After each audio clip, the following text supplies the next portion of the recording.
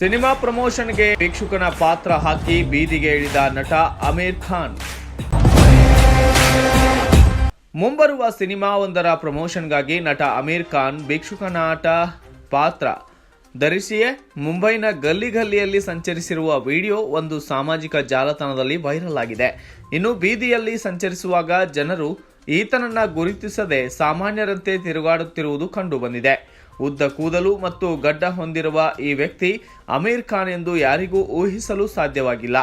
ಈಗ ಸೋಷಿಯಲ್ ಮೀಡಿಯಾದಲ್ಲಿ ಎಕ್ಸ್ಪೆರಿಮೆಂಟ್ ಮಾಡಿದ್ದಾದರೂ ಯಾಕೆ ಯಾರಿಗೂ ಗೊತ್ತಿಲ್ಲ.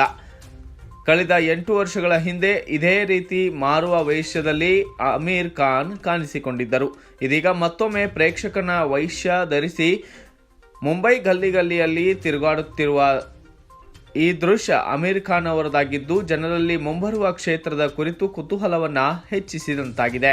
Bureau report, Kannada Janashri news, Mumbai.